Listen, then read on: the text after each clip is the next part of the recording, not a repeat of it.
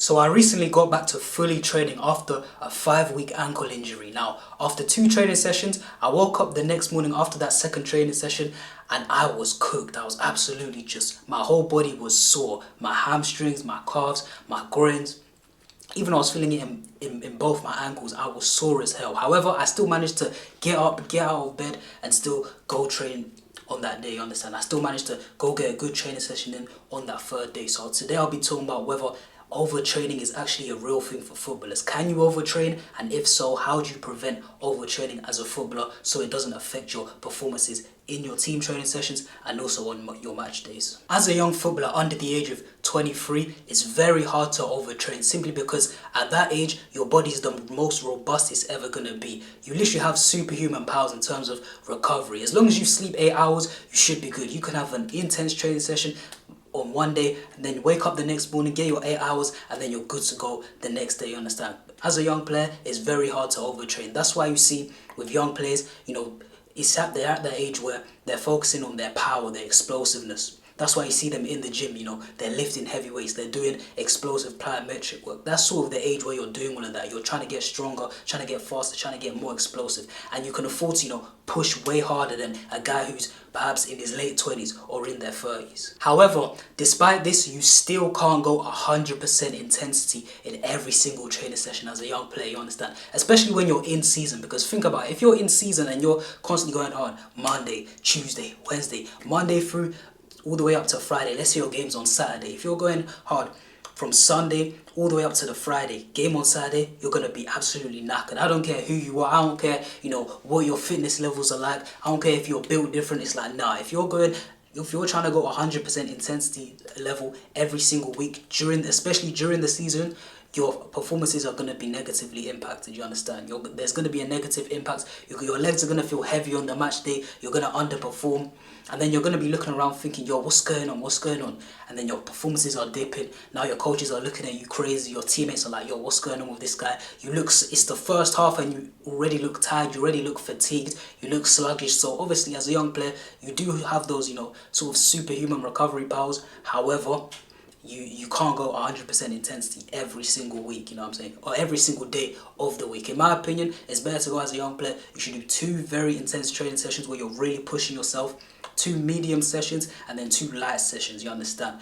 Obviously, in pre-season, right now we're in pre-season or like the off-season, you can push yourself harder, you understand? I feel like in pre-season, you can push yourself a lot harder. Maybe it goes from 2 intense training sessions to maybe 3 or even 4 intense training sessions a week, because that's where you're really trying to improve as a player. You're trying to be as fit as possible, as conditioned as possible. You're trying to make sure your technicals are on point, everything's sharp, everything's on point. Maybe you're joining a new team and you really have that drive to, impress your new manager.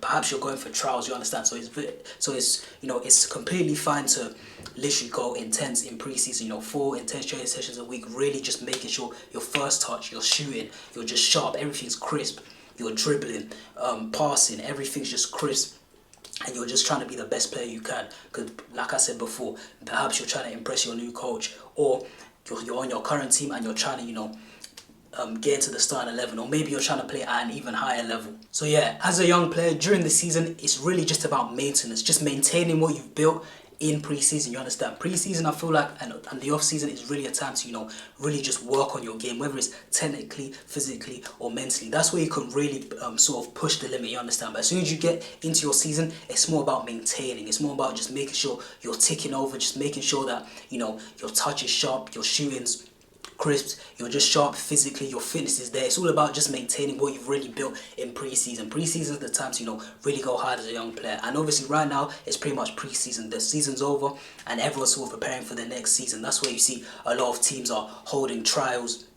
They're looking for new players. This is where you're really meant to impress and really just sort of focus on really just improving your game. This is where you can sort of push the envelope, push that barrier, and just really go for it, especially if you're a young player, like I said, under the age of 23. But in season, it's literally just about maintenance. It's literally just about keeping what you've already built, so that you don't burn out, so you don't fatigue when it comes to, your actual match days, because 90 minutes takes it out of you, especially if you're playing at a high level every single week. 90 minutes will take it out of you. Like me, especially, when it comes to, training sessions for team training sessions, I feel completely fine. Even if it's one of them team training sessions where it was very intense, it was very, tough, I still come home and I still feel fine. However, after a 90-minute match day, I feel absolutely cooked. You understand? I feel absolutely cooked. I don't know if it's the travel combined with having to get there like an hour and a half early, the warm up, then you're playing the actual game and everything at a high and intense level.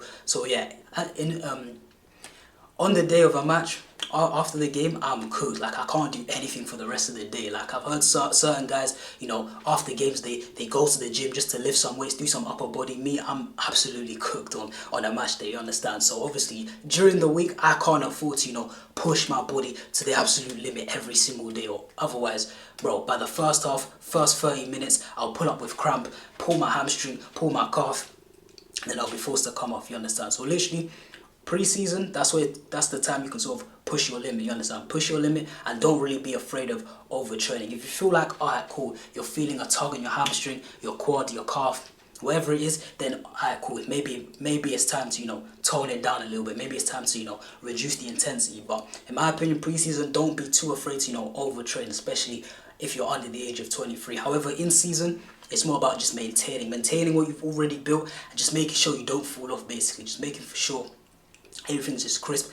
and you can just maintain so that you can last the season. You can stay injury free whilst your performances are still at a high level. So if you're a footballer who can't use their weak foot at all, maybe you're the left-footed guy where you come up against teams and they're always just shouting to you, yo, he's all left, he has no right. If you're that guy, then trust me, I have the course for you. Click the link in the description and get the course. This course will be filled with drills that you can do to improve your weak foot and in-game clips and videos, so that you know that I'm not just a guy talking on the camera and I actually know what I'm talking about. I'm actually the real deal and I can actually play on the football pitch, you understand? So get the course below. Shows many different drills, how to improve your weak foot in terms of its shooting, dribbling, passing, its first touch, and then yeah.